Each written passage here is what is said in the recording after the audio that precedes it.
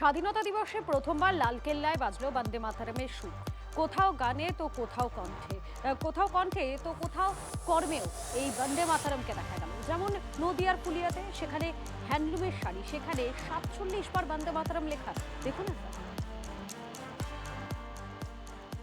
15 अगस्त लाल किले पर पहली बार वंदे मातरम गूंज रहा।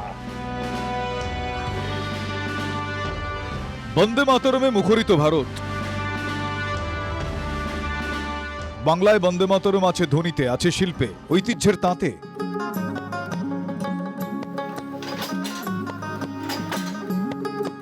স্বাধীনতা দিবসকে স্মরণীয় করে তুলতে হাতে বোনা শাড়িতে ফুটে উঠল বন্দে মাতরম।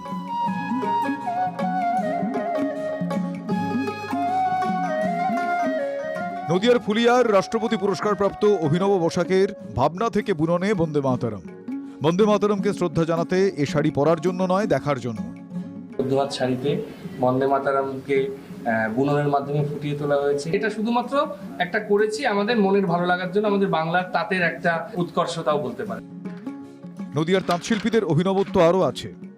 হস্তচালিত তাঁত শিল্প আজ প্রায় বিলুপ্তির পথে।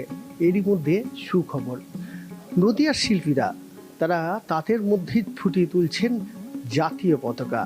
আবার তাঁতের শাড়িতে লেখা হচ্ছে বন্দে মাতরম। প্রধানমন্ত্রীর আত্মনির্ভর ভারত গড়ার ডাকে সাড়া দিয়ে ফুলিয়ার তাঁতশিল্পীরা বানিয়েছেন জাতীয় পতাকা। এটি কাপড়ে নকশা এঁকে, কেটে সেলাই করে বা অশোক চক্রে স্ট্যাম্পিং করে নয়, তাঁতে বুনেই তৈরি হয়েছে।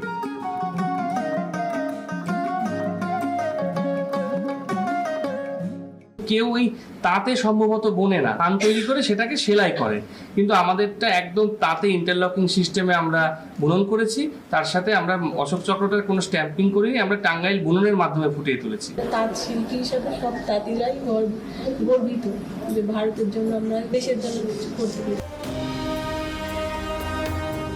নানা রঙের ছটায় দেশপ্রেম, জাতীয় পতাকা, জাতীয় গানে জুড়ে গেল বাংলার গর্বের তাঁত। নদিয়া থেকে মহাদেব কুণ্ডুর রিপোর্ট, TV9 বাংলা।